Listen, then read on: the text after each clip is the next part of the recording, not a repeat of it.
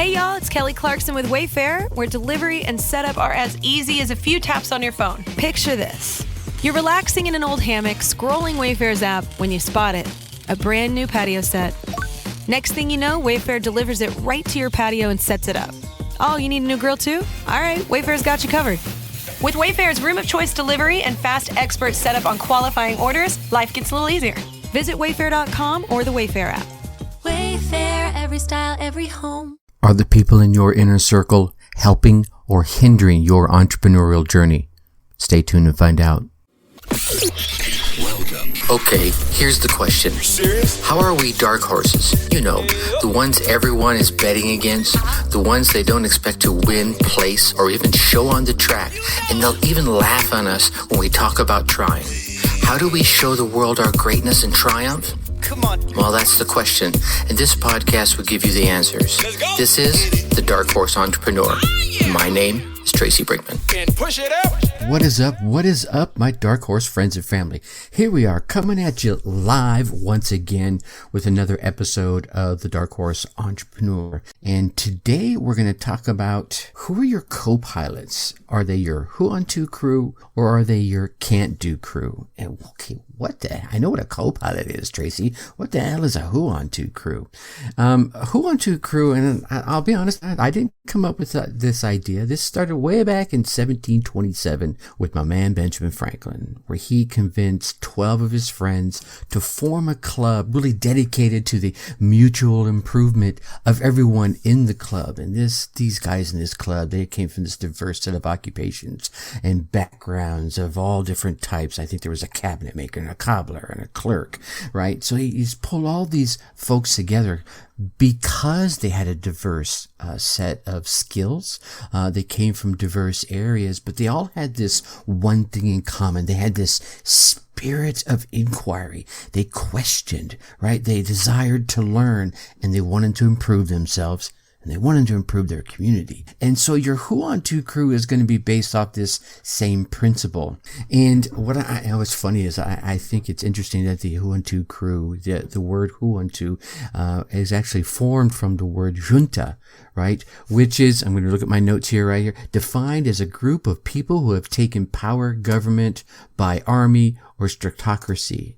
Right? It's a group of people who are dedicated to take control of their lives by taking back the power of themselves. And so forming your Who Unto crew is going to help you take back and actually gain a power in yourself and in the group that you're a part of. And you actually get this superpower. So let's say you have a superpower of oration, someone else has a superpower of ideation, someone else has a superpower of finance. And when you pull all these people together, right, you create this unified body that their superpowers multiply each other. And here's what I mean by that. Take, for example, you come with a brainstorming exercise or a puzzle. Let's go over a brainstorming exercise. How many things can you do with, I don't have anything with me. What I used to do in my presentations, I didn't bring a cup with me to show you, but you take a paper cup and you put it on the table in front of each one of the participants. How many things can you do with this paper cup?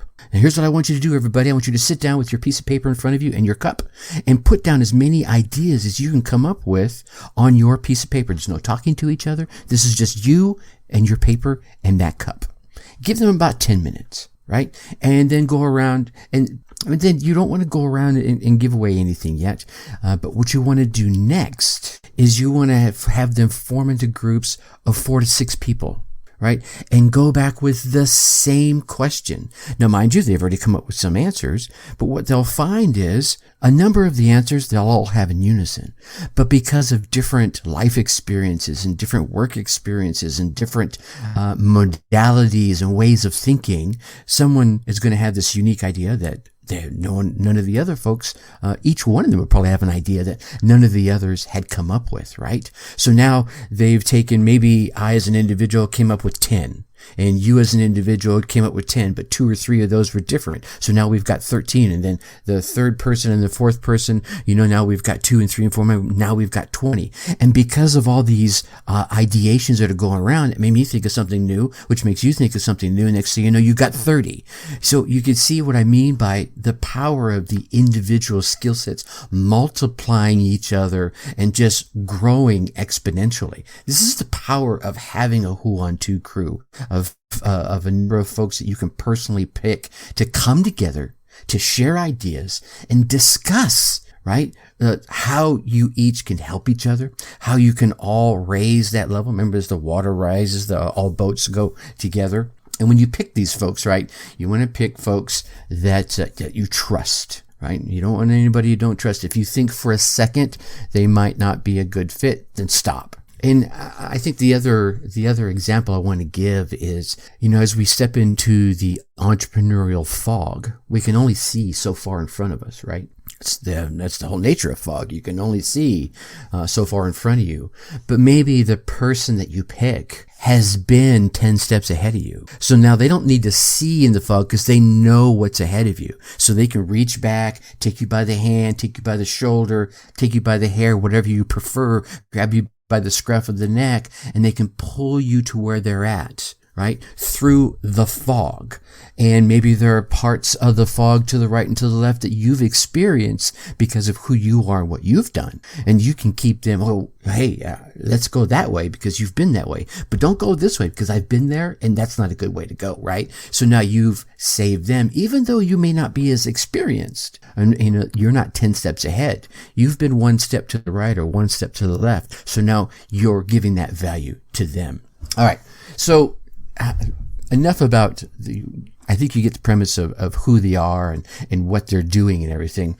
But I think what you want to do is when you pick these folks, you want to bring them together, and you can do this live. You can do this via Zoom calls, whatever method works for you. But then when you get them together, especially if you're the one forming the group, buy them some journals. Right? You got 4 or 5 groups. That's an easy outlay.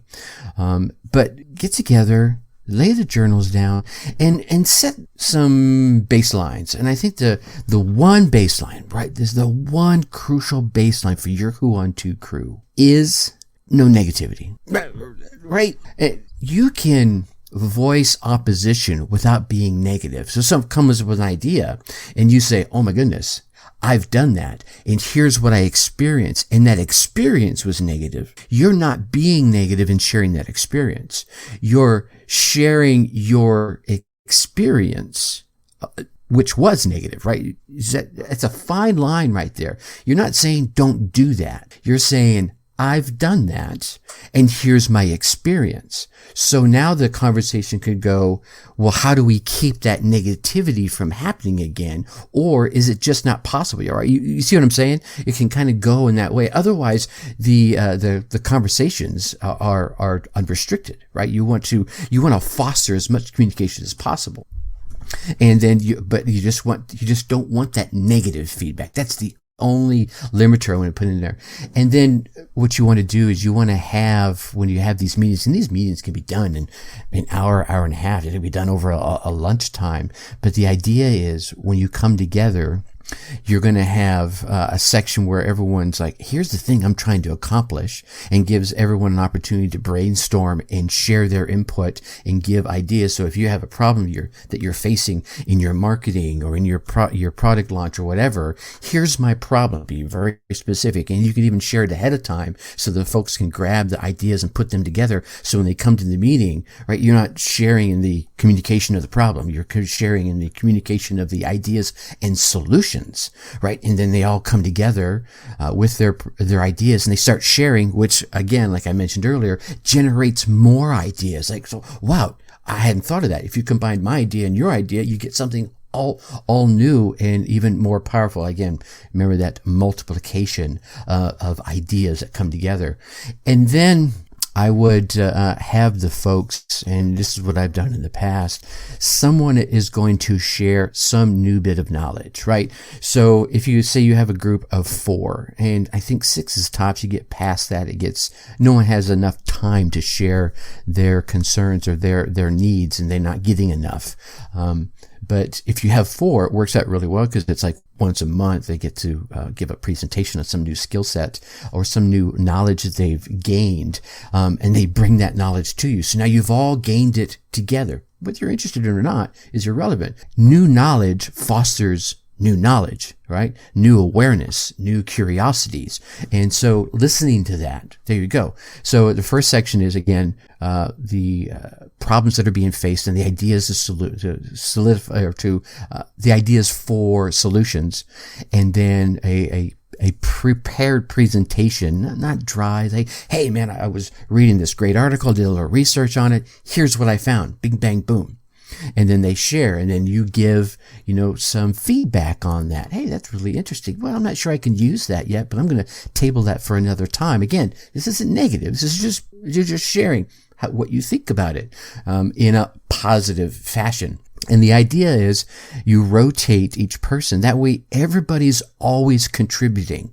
And that's key, because if they're contributing, they never feel guilty about extracting. Right? And if you're contributing, then you feel good about, I need help. I need to extract. You got to give to get, right? So that's another thing about the Junto crew. Now, the opposite side of your Junto crew is your CantDo crew. Probably be pretty easy to explain that. These are all the folks who are like, you can't do that, right? You're never going to do anything like that. I've tried that. And right? I'm not going to spend a whole lot of time in explaining a CantDo crew. We know what a CantDo crew is. We can feel it just as I say the words. You can almost feel your chest tightening up, right? Your fingers almost starting to form into fist. If you're driving, it's tightening on the steering wheel. And when I say CantDo crew and tell you what a CantDo crew is, somebody popped into your head. Maybe a couple of somebodies, right? I don't even need to know their names. You know who they are. You felt that stress of having them around. You want to slowly, or as quickly as possible, distance yourself from your CantDo crew, because they will steal your dreams. They will, right? I've seen it happen, experienced it happen, because here's the deal. Ultimately, nobody's responsible for your life and your goals but you. So you want to foster as much as you can. You want to bring in the people. You want to hand pick. Right? Don't randomly do it. Oh, I just happen to have this person and I think they're maybe good. No, sit down and take some time and say, all right, I need a person that's really good at this, that, those things, and these things. Now look around, and if there's no one in your inner circle or in your sphere of influence, go find them. Go find the person that has that superpower that you need to tap. Figure out how you can help them, what it is you have that they need, and then come together and just pull together this little crew of folks. And they don't have to be super good at it, right? They don't need to be the Russell Brunson of ClickFunnels, right? If maybe that's one of the things you need. They could be someone that's 4 steps ahead of you, 5 steps ahead of you. Maybe it's just their superpower. They just think differently about that particular topic. And you're like, I don't get it, but it makes perfect sense. Look at someone in accounting. They think differently than I do. I'm a creative, right? So I'll find someone who's good at that and I'll bring them into my circle. So you handpick these people, right? And then you come together. And how can we help each other raise that water so that all boats raise together at the same time? So pick your Junto crew. Identify your CantDo crew so that you can start stepping away. And sometimes, I'm going to be honest here, sometimes the member of that CantDo crew might be someone you know really, really well. Sometimes it's you, right? So be careful of that. And sometimes it's a member of the family. Could be a spouse. Could be a sibling, right? And you've got to figure out how to navigate those waters as safely as possible so that you can be everything you need to be to reach that Vista vision that we started talking about in the beginning. All right, what are we chatting about tomorrow here?